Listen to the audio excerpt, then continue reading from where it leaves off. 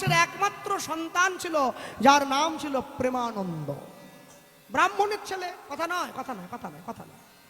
ভগবান চারটে বর্ণের সৃষ্টি করেছে। গীতায় বললেন অর্জুনকে, অর্জুন চতুর্বর্গং ময়া সৃষ্টম গুণ কর্ম বিভাগস, চারটে বর্ণ।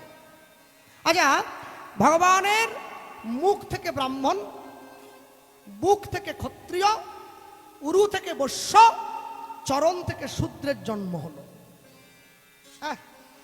ভগবানের পা থেকে জন্ম হয়েছে শূদ্র, ছোট জাত। ভগবানের পা থেকে জন্মালে বুঝি ছোট হয়? ভগবানের পা থেকে জন্মালে যদি ছোটই হয়, তাহলে গঙ্গার চান করো কেন? গঙ্গার জন্ম গোবিন্দের চরণ থেকে।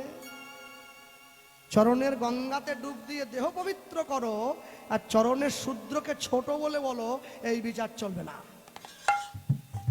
ব্রাহ্মণ যে ঘন্টাটা বাজায়, কে বানায়? শূদ্র।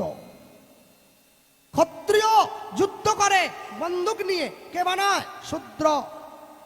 বৈশ্য ব্যবসা করে দাড়ি পাল্লা নিয়ে, কে বানায়? শূদ্র। শূদ্র তিন বর্ণের সেবা করে। বিশ্বকবি রবীন্দ্রনাথ ঠাকুর লিখেছেন, আমি আসিব যাইব তোমার চরণ সেবিব।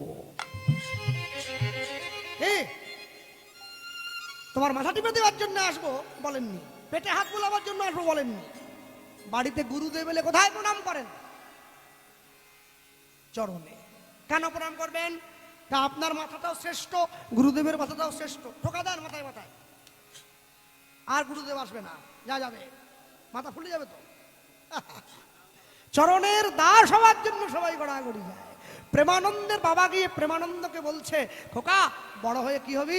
বাবা আমি না পণ্ডিত হতে চাই। তোমার থেকে বড় পণ্ডিত। ভক্তমণ্ডলী মায়েরা, হিন্দু সনাতন ধর্মের নিয়ম ছিল আগেকার দিনে মানুষকে পড়াশুনো শিখতে গেলে চারটে ধাপ পার হতে হতো। ব্রহ্মচর্য, গার্হস্থ, বানপ্রস্থ, সন্ন্যাস। সবাই জানে না, চারটে ধাপ।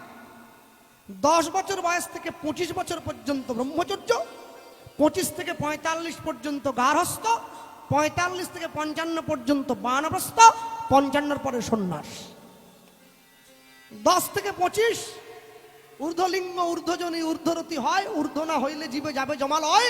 পুরুষের লিঙ্গ হয় মস্তকের মণি, তা লইয়া করে খেলা দেবপদ্ম জনী। শ্রীরাধিকা হয় তার প্রেমের মহাজন, সেই মানুষের বাড়ে ওজন, তাকে বলে মহাজন। সবকিছু ভেঙে বলতে পারবো না, এর বোঝার তারা বুঝে নেন। 10 থেকে 25, 25 থেকে 45 গার্হস্থ।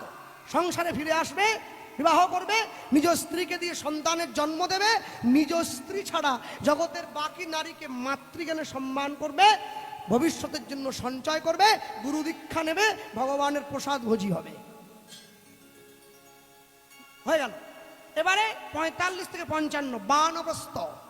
নখ বড় রাখবে, চুল বড় রাখবে, জল ছেঁকে খাবে, স্ত্রীর সঙ্গে কথা কম বলবে। মেয়ে যদি উপযুক্ত হয়ে যায়, মেয়ের সঙ্গে নির্জনে কথা বলবে না। এই হচ্ছে বানপ্রস্থ। 55 পরে সন্ন্যাস। সংসারের মায়া ত্যাগ করে নির্জনে চলে যাবে ঈশ্বর ভজনের জন্য। এত সুন্দর সমাজ ব্যবস্থা সনাতন ধর্ম ছাড়া অন্য কোন ধর্মে আছে কি? নেই। জগতের যত ধর্ম আছে সবাই বলে ভোগ করো, সনাতন ধর্ম বলে তুমি ত্যাগ করো।